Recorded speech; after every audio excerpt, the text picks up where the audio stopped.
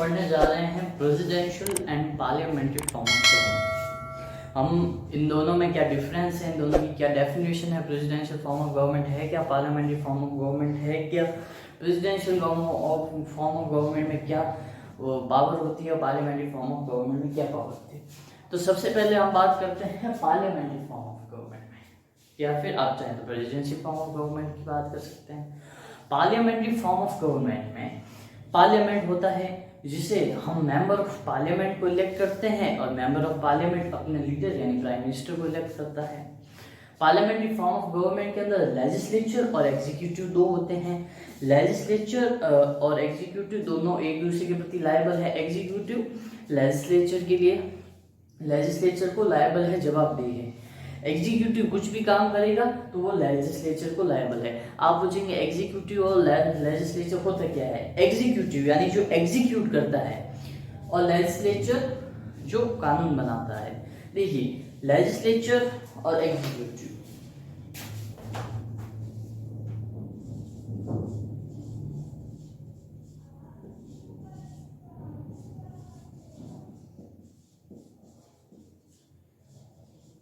Executive और legislature. Executive को कहते हैं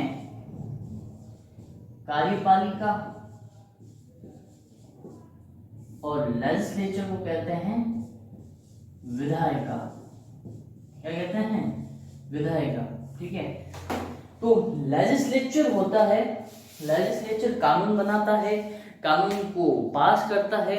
लेजिस्लेचर दोनों हाउस में होते हैं। जैसे हमारे इंडिया के अंदर अभी बाइकैमरल है। देखिए पार्लियामेंट फॉर्म ऑफ गवर्नमेंट में सिंगल हाउस भी होते हैं, बाइकैमरल भी होते हैं। बाइकैमरल वो होते हैं जिसके अंदर दो हाउस होते हैं। जैसे हमारी कंट्री के अंदर है bicameral, Lok Sabha and Rajya Sabha. Lok Sabha is lower house, Rajya Sabha is upper house. Rajya Sabha में स्टेट्स के रिप्रेजेंटेटिव आते हैं, रिप्रेजेंटेटिव ऑफ स्टेट और रिप्रेजेंटेटिव ऑफ यूनियन। ठीक है। और लोकसभा के अंदर पूरी कंट्री से चुने जाते हैं। तो हमारे लिए मेंबर ऑफ लोकसभा और राज्यसभा है लेजिस्लेचर। एग्जीक्यूटिव कौन है? एग्जीक्यूटिव है कैबिनेट मिनिस्टर और सिविल ऑफिसर। सिविल ऑफिसर यानी जो सिविल, जैसे कि आईएएस हो गया, आरएएस हो गया, आरपीएस हो गया, आईपीएस हो गया। तो ये सब जो भी हैं वो एग्जीक्यूटिव हैं, तो वो एग्जीक्यूट करते हैं। अब जैसे हम लेजिस्लेचर ने कानून तो बना दिया, उस कानून को एग्जीक्यूट कौन करेगा? लॉ तो बना दिया, लॉ को पास कर दिया, लोकसभा से भी पास कर दिया, राज्यसभा से भी पास कर दिया। ये लोकसभा राज्यसभा इसलिए बोल रहा हूँ क्योंकि हमारे यहाँ दो हाउस है। कई कंट्री के अंदर सिंगल हाउस होता है तो एक हाउस से कानून पास हो जाता है। तो इस लेजिस्लेचर ने कानून तो पास कर दिया, परंतु उस कानून को इम्प्लीमेंट कौन करेगा, उस कानून को एग्जीक्यूट कौन करेगा, उसको संभालेगा कौन? तो वो एग्जीक्यूटिव संभालेगा। ठीक है। तो वो एग्जीक्यूटिव संभालेगा। तो पार्लियामेंट में क्या होता है कि एग्जीक्यूटिव लेजिस्लेचर वो लायबल होता है। क्या होता है? लायबल। ठीक है। लायबल होता है लेजिस्लेचर के लिए, यानी जवाबदेही होता है। एग्जीक्यूटिव लेजिस्लेचर को जवाबदेही होता है। परंतु प्रेसिडेंशियल फॉर्म ऑफ गवर्नमेंट में ऐसा कुछ नहीं होता। एग्जीक्यूटिव खुद इंडिपेंडेंट होता है, लेजिस्लेचर खुद इंडिपेंडेंट होता है। एग्जीक्यूटिव अपना अलग काम करता है, लेजिस्लेचर अलग काम करता है। तो पार्लियामेंट फॉर्म ऑफ गवर्नमेंट में तो ये एक दूसरे से जुड़े होते हैं और ये लायबल होते हैं, परंतु प्रेसिडेंशियल फॉर्म ऑफ गवर्नमेंट ऐसा कुछ नहीं होता। प्रेसिडेंशियल फॉर्म ऑफ गवर्नमेंट में प्रेसिडेंट खुद एग्जीक्यूटिव होता है और वो खुद एग्जीक्यूट करता है रूल को, रेगुलेशन को, कानून को। पार्लियामेंट्री फॉर्म ऑफ गवर्नमेंट के अंदर सबसे पावरफुल होता है, जैसे प्राइम मिनिस्टर सबसे पावरफुल होता है। प्राइम मिनिस्टर को पावर कहां से आती है? प्राइम मिनिस्टर को उसकी पावर आती है कैबिनेट मिनिस्टर से। प्राइम मिनिस्टर को अपना कोई भी बिल पास करना होगा, कुछ भी करना होगा, कुछ भी बिल करेगा तो कैबिनेट ऑफ मिनिस्टर उस बिल को इंट्रोड्यूस करेंगे। परंतु प्रेसिडेंशियल फॉर्म ऑफ गवर्नमेंट में प्रेसिडेंट खुद सुप्रीम पावर है, सिंगल पावर है और वो खुद एग्जीक्यूट है, उसको किसी की जरूरत नहीं है। परंतु पार्लियामेंट्री फॉर्म ऑफ गवर्नमेंट में डिवीजन ऑफ पावर है। कैबिनेट मिनिस्टर, पहले तो prime minister he cabinet of minister को चुनता है, परंतु कैबिनेट प्राइम मिनिस्टर को पावर कैबिनेट ऑफ मिनिस्टर से ही आती है, सेंट्रल मिनिस्टर से ही आती है। और कैबिनेट मिनिस्टर ही एग्जीक्यूटिव होते हैं और लेजिस्लेचर राज्यसभा और लोकसभा दोनों के मेंबर होते हैं। एग्जीक्यूटिव सिर्फ जो एग्जीक्यूटिव है वो केवल मेंबर ऑफ एग्जीक्यूटिव केवल कैबिनेट मिनिस्टर नहीं होते, एग्जीक्यूटिव जमीनी स्तर पे भी होते हैं। ये कैबिनेट ऑफ मिनिस्टर जमीनी स्तर पे कुछ काम नहीं करते, वो वहां पे बिल बना देते हैं और बिल को पास कर देते हैं। परंतु ये जमीनी स्तर पे, जैसे आप पुलिस देखिए तो, चलिए आगे बढ़ते हैं। कुछ टेक्निकल मिस्टेक की वजह से कैमरा पॉज हो गया था, तो हम आगे बढ़ते हैं। तो हम ये बात कर रहे थे कि एग्जीक्यूटिव वो होता है, वो जमीनी लेवल पे जाके रूल, जो लॉ लेजिस्लेचर ने जो लॉ बनाया है उसको जो एग्जीक्यूट करता है वो होता है एग्जीक्यूटिव, जो चलाता है। एग्जीक्यूटिव ना सिर्फ कैबिनेट ऑफ मिनिस्टर होते हैं, एग्जीक्यूटिव जैसे ट्रैफिक पुलिस ट्रैफिक के नियमों का ध्यान रखती है, लोगों को रखती है, तो ट्रैफिक पुलिस एग्जीक्यूटिव है। सिविल सर्विसेज वाला एग्जीक्यूटिव है, जितने भी लोग उसको एग्जीक्यूट कर रहे हैं वो सब एग्जीक्यूटिव है। चलिए अब हम आगे बढ़ते हैं कि ये पार्लियामेंट्री और presidential form of government difference क्या है। तो देखिए पार्लियामेंट्री फॉर्म ऑफ गवर्नमेंट में कैबिनेट मिनिस्टर के पास मेन पावर होता है और वो प्राइम मिनिस्टर को अपना मेन लीडर बना देता है। और प्रेसिडेंशियल फॉर्म ऑफ गवर्नमेंट में प्रेसिडेंट खुद एग्जीक्यूटिव होता है, वही हेड होता है गवर्नेंस का। देखिए ये जरूरी नहीं कि पार्लियामेंट्री फॉर्म ऑफ गवर्नमेंट में प्रेसिडेंट नहीं होता, जी नहीं, प्रेसिडेंट होता है। हमारे देश में देखिए, हमारे देश में federal plus parliamentary form of government है, फिर भी हमारे देश में प्रेसिडेंट है और president is the head of state. ये आप ध्यान रखिएगा, जितने भी देश होंगे उसमें president is head of state. UK में देख लीजिए पार्लियामेंट फॉर्म ऑफ गवर्नमेंट है विद यूनिटरी, पर वहां पे हेड ऑफ स्टेट कौन है? प्रेसिडेंट, जो कि वहां की क्वीन होती है एलिजाबेथ। ठीक है, तो पार्लियामेंट्री फॉर्म ऑफ गवर्नमेंट में president is head of state but not head of government. Government का हेड होता है प्राइम मिनिस्टर और जो गवर्नमेंट का हेड होता है वही देश का हेड माना जाएगा। प्रेसिडेंट के नाम पे प्रेसिडेंट को हेड ऑफ स्टेट तो बना दिया, परंतु प्रेसिडेंट के नाम पर prime minister real power enjoy करता है। इस पार्लियामेंट्री फॉर्म ऑफ गवर्नमेंट में प्रेसिडेंट सिर्फ नाम का होता है, काम प्राइम मिनिस्टर का होता है। The real power is enjoyed by prime minister, president is a nominal head. ठीक है, तो पार्लियामेंट्री फॉर्म ऑफ गवर्नमेंट में प्रेसिडेंट होता है, जरूरी नहीं कि नहीं होगा, होता है, परंतु हेड होगा गवर्नमेंट का वो प्राइम मिनिस्टर होगा। परंतु प्रेसिडेंशियल फॉर्म ऑफ गवर्नमेंट में प्राइम मिनिस्टर की पोस्ट हो सकती है और नहीं भी हो, ऐसा कुछ जरूरी नहीं है, परंतु पूरी पावर, पूरा head of governance and also head of state is the only president, जिसके अंदर एग्जीक्यूटिव उसके हाथ में होगी और लेजिस्लेचर एग्जीक्यूटिव एक दूसरे से सेपरेट होंगे। इसमें मेन पावर है वो प्रेसिडेंट के अंदर ही होता है, प्रेसिडेंट के पास ही पावर होता है। तो best example of presidential form of government is United states of America. America best example है प्रेसिडेंशियल फॉर्म ऑफ गवर्नमेंट का। अभी जैसे आपने देखा होगा जो बाइडेन यूएसए के प्रेसिडेंट है, तो उनके पास ही सारी पावर है और वो चाहे उस हिसाब से उसको एग्जीक्यूट कर सकते हैं। तो US is the best example of presidential form of government and India UK ये सब है best example of parliamentary form of government. हमारे देश में पार्लियामेंट्री फॉर्म ऑफ गवर्नमेंट है विद द यूनिटी फीचर। ठीक है, अब हम चलिए आगे बढ़ते हैं characteristics of parliamentary and presidential form of government. चलिए आगे बढ़ते हैं characteristics of parliamentary form of government. पहला डुअल एग्जीक्यूटिव। डुअल एग्जीक्यूटिव कैसे? दो लोग कैसे? वो ऐसे जैसे मैंने आपको पहले बताया था, head of state is president and head of governance is prime minister. तो गवर्नमेंट का हेड होता है वो प्रेसिडेंट होता है और स्टेट का हेड होता है वो गवर्नमेंट का हेड प्राइम मिनिस्टर होता है, स्टेट का हेड होता है प्रेसिडेंट होता है। वो स्टेट का हेड प्रेसिडेंट भी हो सकता है, किंग भी हो सकता है। जैसे अगर पहले मोनार्की सिस्टम चला आ रहा है ट्रेडिशनल वाला, तो उसमें किंग हेड होगा। जैसे यूके में क्वीन हेड होती है, क्योंकि वहां पे वही है। अब क्वीन प्रेसिडेंट का काम करती है और बाकी सब पार्लियामेंट्री फॉर्म ऑफ गवर्नमेंट लोग अपने आप चुन के आते हैं, और प्राइम मिनिस्टर वहाँ का लीडर होता है गवर्नेंस का, और स्टेट का हेड वहाँ क्वीन होती है और उसे प्रेसिडेंट भी कहते हैं। फिर है ultimate relationship between executive and legislature. अब देखिए लेजिस्लेचर और एग्जीक्यूटिव के बीच अल्टीमेट रिलेशनशिप होता है। प्रेसिडेंशियल फॉर्म ऑफ गवर्नमेंट में ऐसा कुछ नहीं होता, एग्जीक्यूटिव अलग काम करता है, लेजिस्लेचर अलग काम करता है, इसमें दोनों मिलकर काम करते हैं, क्योंकि एग्जीक्यूटिव खुद लेजिस्लेचर से ही आता है। जो लोग मेंबर ऑफ पार्लियामेंट होते हैं वही कैबिनेट में बैठते हैं, सेंट्रल गवर्नमेंट के मिनिस्टर्स होते हैं, तो वो अल्टीमेट रिलेशनशिप होती है इन दोनों के बीच। और एग्जीक्यूटिव जवाबदेही होता है लेजिस्लेचर के लिए, और एग्जीक्यूटिव खुद लेजिस्लेचर से चुन के ही आता है, ठीक है। फिर है जॉइंट लायबिलिटी, यानी दोनों एग्जीक्यूटिव और लेजिस्लेचर दोनों स्टेट के प्रति जॉइंट लायबल हैं, और प्राइम मिनिस्टर भी है, प्रेसिडेंट भी है, तो सब देश के लिए जॉइंट लायबल है। एग्जीक्यूटिव लेजिस्लेचर को लायबल है, लेजिस्लेचर एग्जीक्यूटिव को लायबल है, यानी जवाबदेही है। फिर पार्लियामेंट्री फॉर्म ऑफ गवर्नमेंट में लीडरशिप ऑफ प्राइम मिनिस्टर, क्योंकि देश का लीडर प्राइम मिनिस्टर होता है। फिर है पॉलिटिकल यूनिटी। पॉलिटिकल यूनिटी इसलिए क्योंकि जितने भी कैबिनेट ऑफ मिनिस्टर होंगे वो सब एक गवर्नमेंट के होंगे, एक पार्टी के होंगे, और प्राइम मिनिस्टर होगा वो भी उसी पार्टी का होगा, इसलिए पॉलिटिकल यूनिटी है। चलिए अब हम आगे देखते हैं मेरिट्स और demerits of parliamentary form of government, फिर हम आगे प्रेसिडेंशियल की ओर बढ़ते हैं। चलिए साथियों अब हम आगे बढ़ते हैं merits and demerits of parliamentary form of government. फायदे और नुकसान, जहाँ फायदे होंगे जाहिर सी बात है वहाँ नुकसान भी होंगे।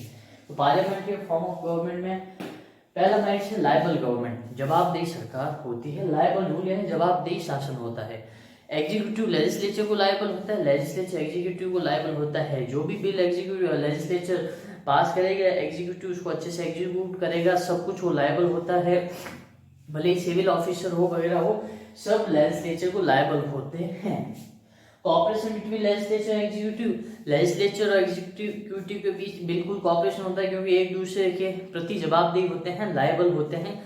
लेजिस्लेचर से ही एग्जीक्यूटिव खुद लेजिस्लेचर से आते हैं, तो ये एक दूसरे के प्रति कॉपरेशन है, अच्छा कॉपरेशन रहता है।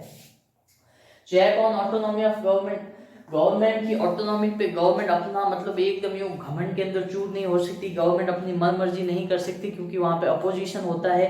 अपोजिशन गवर्नमेंट की स्कीम को क्रिटिसाइज करता है, ठीक है, और वो ऑटोनॉमी नहीं होने देते, क्योंकि बहुत सारे अपोजिशन भी साथ में होते हैं। और अगर गवर्नमेंट गठबंधन की है तो ये तो बिल्कुल ऑटोनॉमी हो ही नहीं सकती, क्योंकि जो साथ वाली पार्टियां हैं वो हर समय गवर्नमेंट की साथ नहीं देगी, तो वो कोई भी बिल आसानी से पास नहीं कर सकते, ऑटोनॉमी रहती है। जैसे हम यूपी की सरकार देख लें, जिस समय यूपी की सरकार यानी यूनाइटेड पॉलिटिकल अलायंस, जो कि कांग्रेस की अलायंस है, और एनडीए यानी नेशनल डेमोक्रेटिक अलायंस, तो नरेंद्र मोदी जी की जब सरकार थी तब उनके पास लमसम 280 सीटें थी। ये 2014 से 2019 की बात हो रही है, तो उनके पास क्लियर मेजोरिटी नहीं थी कि किसी भी बिल को पास करने के लिए। उनके साथ एनडीए का गठबंधन था, जिसमें ये नीतीश कुमार की पार्टी, शिवसेना वगैरह बहुत सारी पार्टी साथ में हुआ करती थी, तो कोई भी बिल वो आसानी से पास नहीं कर सकते थे। परंतु 2019 के बाद वो 300 प्लस से ज्यादा 350 लमसम उनके पास सीट हो गई थी, तो कोई भी बिल आराम से पास कर सकते थे। इसलिए आर्टिकल 370 2019 के बाद हटाया। और एनडीए की तरह यूपी में भी यूं ही था, कांग्रेस का गठबंधन है, तो कोई भी बिल आराम से पास नहीं कर सकते। इसलिए ऑटोनॉमी नहीं होती किसी भी, यानी कि वो डिक्टेटर नहीं बन सकते, वो लोगों के ऊपर क्रूर नहीं हो सकते। Rule of qualified and experience person, rule of qualified and experience person कैसे? क्योंकि हम खुद गवर्नमेंट में जा सकते हैं, जो पढ़े लिखे लोग हैं वो खुद इलेक्शन कॉन्टेस्ट कर सकते हैं, वो पार्लियामेंट के थ्रू गवर्नमेंट के अंदर जा सकते हैं और वो रूल कर सकते हैं। इसे पढ़ो लिखों का रूल है, क्वालिफाइड है, अच्छे लोगों का रूल होता है। जैसे राज्यसभा के अंदर इंटेलेक्चुअल सब्जेक्ट और साइंस और आर्ट्स की फील्ड से अच्छे अच्छे लोगों को लिया जाता है, स्पोर्ट्स से लिया जाता है, इसलिए कहते हैं rule of qualified and educational person. Importance of opposition party, opposition party की इंपॉर्टेंस होती है। अगर अपोजिशन तो हमेशा पावर में आना चाहती है। अगर गवर्नमेंट की इतनी भी मिस्टेक होगी, कुछ भी मिस्टेक होगी, तो अपोजिशन पार्टी उस मुद्दे को उठाएगी, छोटी से छोटी मुद्दे को उठाएगी।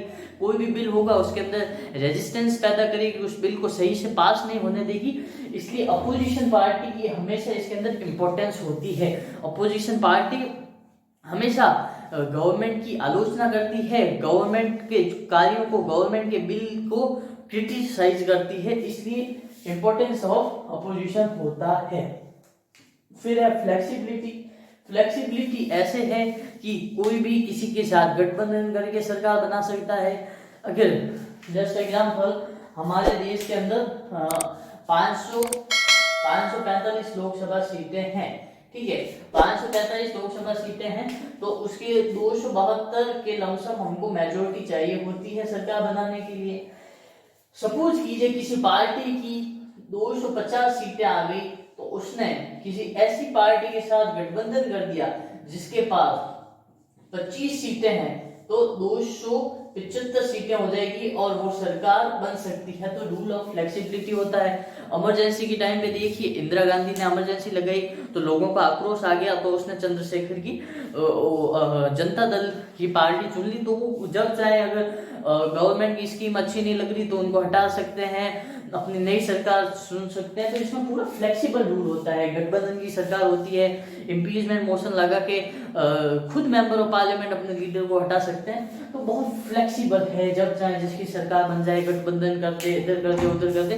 तो this rule is a very flexible in the parliamentary form of government. आगे हम पढ़ते हैं पॉलिटिकल कॉन्शियस एंड एजुकेशन। लोग खुद कॉन्शियस होते हैं अपने सरकार के प्रति, लोग कॉन्शियसली मेंबर ऑफ पार्लियामेंट को वोट देते हैं, एजुकेशन पर्सन को वोट देते हैं। तो ये पॉलिटिकल कॉन्शियसनेस लोगों के अंदर रहती है। लोग वॉच करते हैं अपने लीडर को और देखते हैं कौन सा लीडर कैसा है, उनको एनालिसिस करते हैं, सब कुछ करते हैं। ये थे सारे merits of parliamentary form of government. अब हम पढ़ते हैं demerits of parliamentary form of government, जहां फायदे वहां नुकसान भी है। पहला, against the separation of power. Parliamentary form of government separation of power के अगेंस्ट है। वो सेपरेशन ऑफ पावर के अगेंस्ट इसलिए है क्योंकि लेजिस्लेचर एग्जीक्यूटिव को लायबल है और जुडिशरी भी कहीं ना कहीं इन दोनों के आसपास ही रहती है। तो ये सेपरेशन ऑफ पावर के बिल्कुल अलग है। इन तीनों को एक दूसरे को निर्भर रहना पड़ता है। ये इंडिपेंडेंटली या फ्रीली काम नहीं कर सकते तीनों।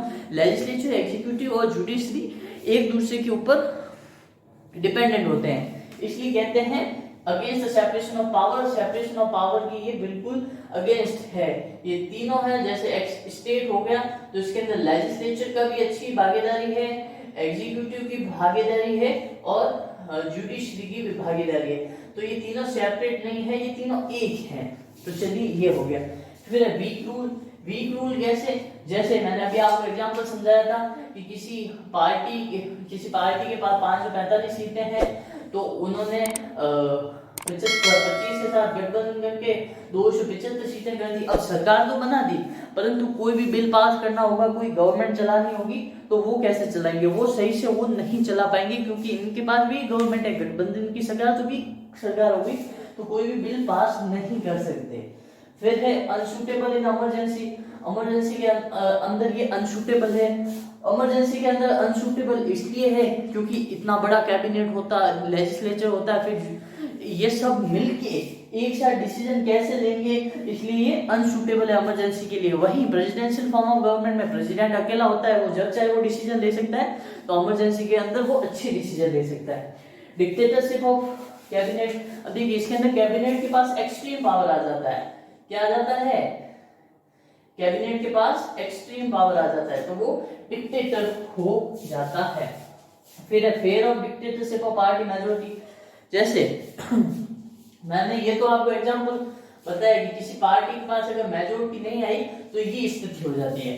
परंतु जैसे हमारे देश के अंदर 545 सीटें हैं, अभी आपको एग्जांपल समझाता हूँ। किसी पार्टी ने इसमें से 400 सीट्स जीत ली।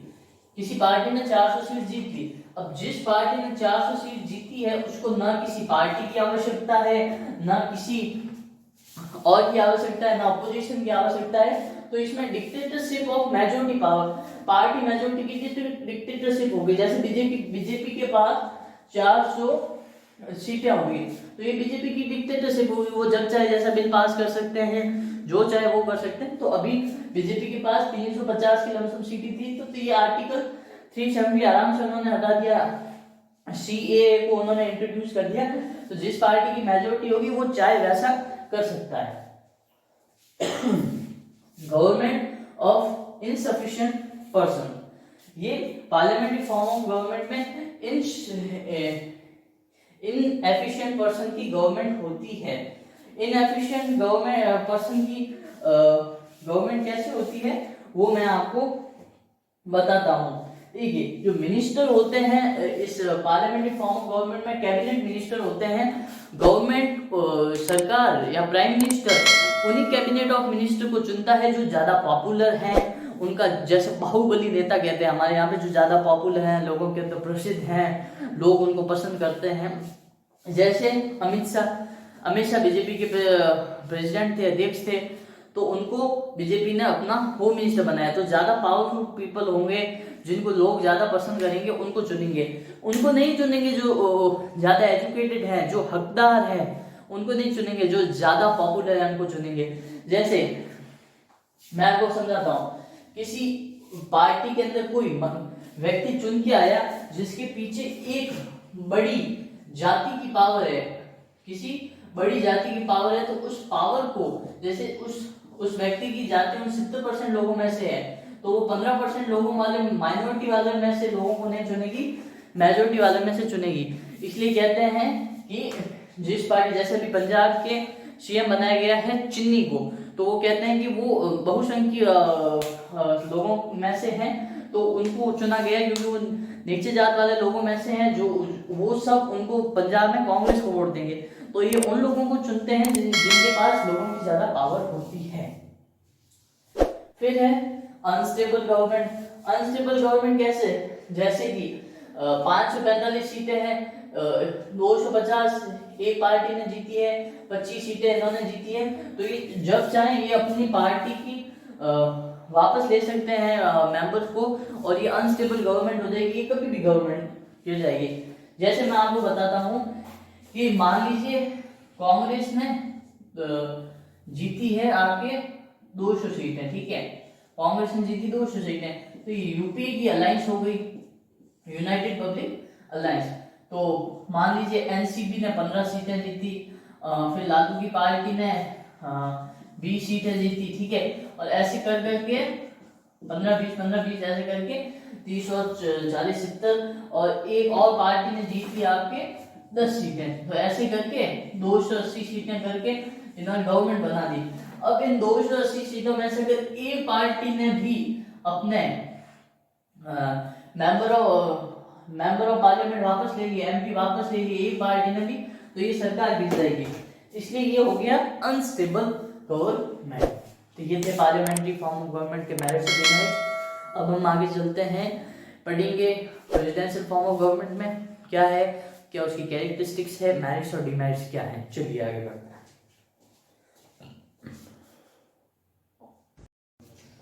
चलिए देखते हैं characteristics of presidential form of government. ये इसकी कैरेक्टरिस्टिक्स है, ये इसका चित्रीकरण है। पहला, सेपरेशन ऑफ पावर, यानी कि इसके अंदर पावर का सेपरेशन होता है।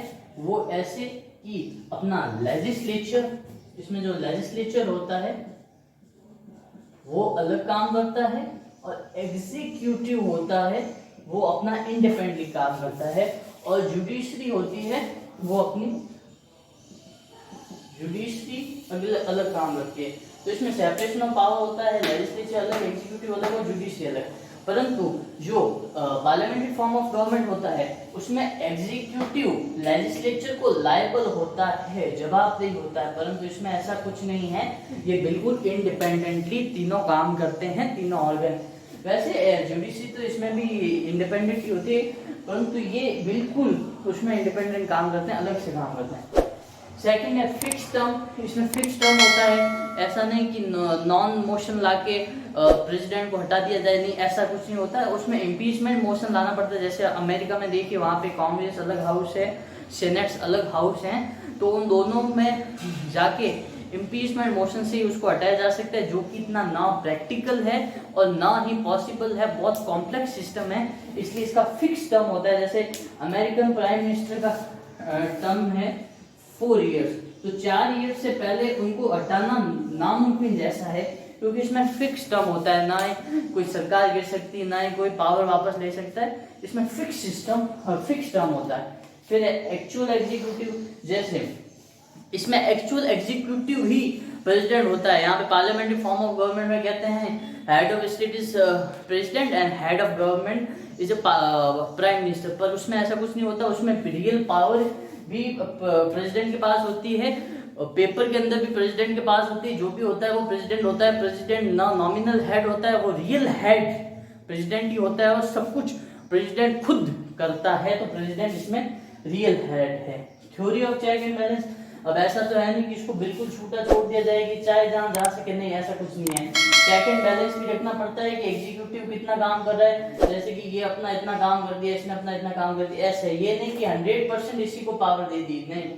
चेक एंड बैलेंस यानी जैसे कि 50% इसको पावर दी, ठीक है, 50% इसको, जब इसको पावर की ज्यादा जरूरत है तो इसकी पावर बढ़ा दी, इसकी घटा दी, तो ये पूरे चेक एंड बैलेंस रखा जाता है इसके अंदर। फिर है पॉलिटिकल यूनिफॉर्मिटी इज अननेसेसरी।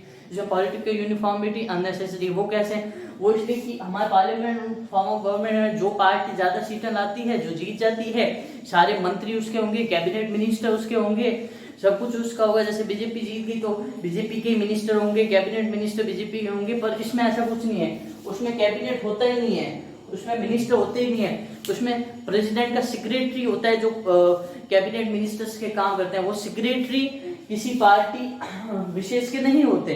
तो इसके अंदर क्या होता है कि एक ही पार्टी के सारे मंत्री होते हैं, पार्लियामेंट में एक ही पार्टी के मंत्री होते हैं, पर प्रेसिडेंशियल फॉर्म ऑफ गवर्नमेंट में ऐसा कुछ नहीं है। प्रेसिडेंशियल फॉर्म ऑफ गवर्नमेंट में किसी पार्टी विशेष के मंत्री नहीं होते हैं, इसलिए ये होता है पॉलिटिकल यूनिफॉर्मिटी अननेसेसरी। जो हिस्सेदार होगा, जो अच्छा व्यक्ति होगा, जो अच्छे से काम करेगा, वो गवर्नमेंट में काम में मदद कराएगा। चलिए हम आगे पढ़ते हैं merits of parliamentary form of government. Parliamentary form of government के क्या मेरिट्स हैं, क्या फायदे हैं, ठीक है। Merits of parliamentary form of government, पहला है स्टेबल गवर्नमेंट। स्टेबल गवर्नमेंट होती है, कोई भी नॉन मोशन ला के पास नहीं कर सकते। इम्पीचमेंट, जैसे अमेरिका का प्रेसिडेंट है तो वहां पे फिक्स टर्न्योर है कि 4 साल से पहले, 4 ईयर से पहले उसको नहीं हटा सकते। एक बार अगर वो चुन लिया गया तो 4 साल से पहले नहीं हटा सकते। अगर उसको हटाना है तो इम्पीचमेंट मोशन लाना पड़ेगा, जो कि वहां पे 2 हाउस हैं, एक का नाम है कांग्रेस और दूसरा है सीनेट, तो दोनों हाउस के अंदर वो बिल पास करना पड़ेगा, सॉरी इम्पीचमेंट मोशन लाना पड़ेगा, जो कि लाना पॉसिबल नहीं है, बहुत कॉम्प्लेक्स है। तो उसको प्राइम मिनिस्टर प्रेसिडेंट को हटाना बहुत ही मुश्किल होता है, इसलिए इसमें स्टेबल रूल है, क्योंकि presidential rule success United state में ही है, वो बेस्ट, हर जगह वही एग्जाम्पल चलता है। अब देखिए जो बाइडेन चुन लिए गए तो उनको हटाना बहुत मुश्किल है, अगर वो एक बार चुन लिए जाए तो। एफिशिएंसी इन गवर्नमेंट, गवर्नमेंट के अंदर एफिशिएंसी होती है। एफिशिएंसी कैसे है वो मैं आपको बताता हूँ। वो ऐसे है क्योंकि the efficiency in government president rule is upon the basis of average secretary and efficient, क्योंकि वहां पे ना कोई मिनिस्टर होता है, ना कोई बात सेक्रेटरी होता है, वो वहां पे काम करता है, तो इसमें एफिशिएंसी होती है। ना कोई किसी पार्टी के मिनिस्टर को कुछ बनाना पड़ता है, ना कोई बाहुबली नेता को कुछ बनाना पड़ता है। वहां पे जो कैपेबल होगा, जो अच्छा होगा, वो वहां का सेक्रेटरी बनेगा, ठीक है। तो उसमें एफिशिएंसी होती है गवर्नेंस में। यूनिटी इन एडमिनिस्ट्रेशन, एडमिनिस्ट्रेशन के अंदर यूनिटी होती है, वहां पे पार्टी सिस्टम नहीं होता कि इस पार्टी के, जैसे यहाँ पे चलो बीजेपी जीत गई तो अब कैबिनेट मिनिस्टर होंगे वो सारे बीजेपी के होंगे, वहां पे ऐसा कुछ नहीं है। सेक्रेटरी होंगे वो किसी भी पार्टी के ऊपर निर्भर नहीं होंगे, वो चाहे जिसको सेक्रेटरी बना सकते हैं वो पार्टी के ऊपर निर्भर नहीं होते।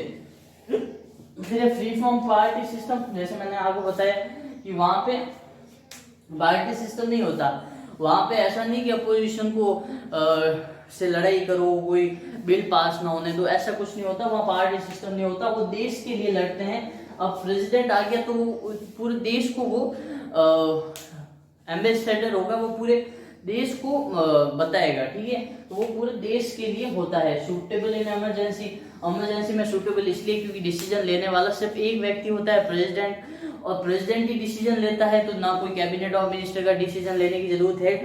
कैबिनेट ऑफ मिनिस्टर खुद यूनिटी इन एडमिनिस्ट्रेशन, ये भी मैं आपको बता देता हूँ। कैबिनेट मिनिस्टर एग्जीक्यूटिव ही, प्रेसिडेंट खुद एग्जीक्यूटिव है, तो जो सेक्रेटरीज होंगे वो प्रेसिडेंट कहेगा उसका सिर्फ कहना मानेंगे, खुद अलग से अपना कोई डिसीजन नहीं ले सकते। तो इसमें प्रेसिडेंट खुद ही सुप्रीम पावर है, वो जो चाहेगा वो बिल पास होगा, वैसा होगा। तो ये सब इसके अंडर में काम करेंगे। तो ये सब फायदे हैं। अब आगे देखिए demerits of presidential form of government. चलिए आगे बढ़ते हैं। चलिए अब हम आगे बढ़ते हैं demerits of presidential form of government, यानी इसके क्या क्या नुकसान है, ठीक है। क्या क्या इसके नुकसान है, क्या डीमेरिट्स हैं। पहला, ऑटोक्रेटिक एंड अनलायबल। ऑटोक्रेटिक यानी कि उसमें एग्जीक्यूटिव यानी कि प्रेसिडेंट के पास पूरी पावर होती है, वो लेजिस्लेचर को लायबल नहीं होता, वो चाहे जैसा डिसीजन ले सकता है, चाहे जैसा कर सकता है, वो लेजिस्लेचर को लायबल नहीं होता।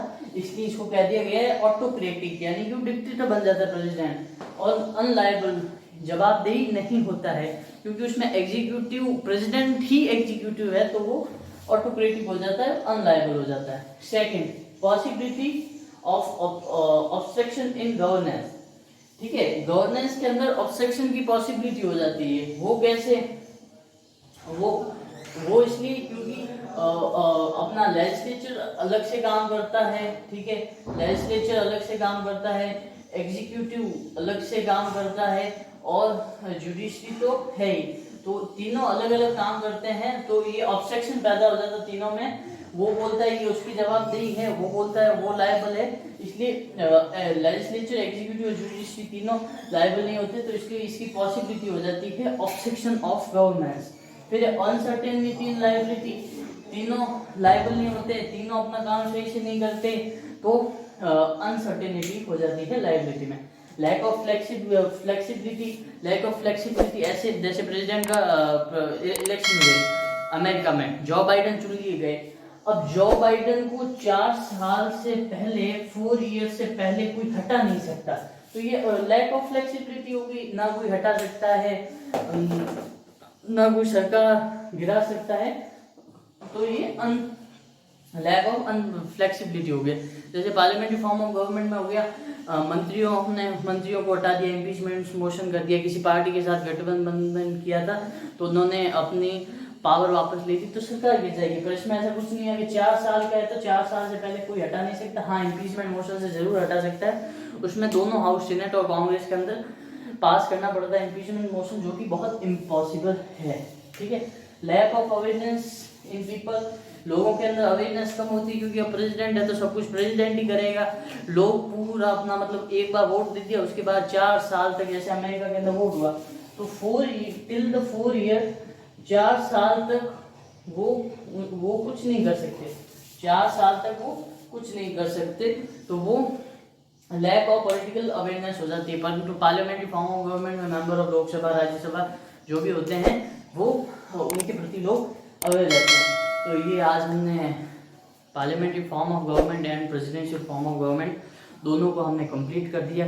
अगर आपको वीडियो पसंद आया हो तो प्लीज़ लाइक कीजिएगा, बहुत मेहनत लगती है, और अगर आपने लाइक किया, शेयर किया और हमको और आगे बढ़ाया तो हम और अच्छे और सुधार करेंगे, और अच्छे लेसन लाएंगे, और नए टीचर्स को हायर करेंगे, और अपना और अच्छे से काम करेंगे।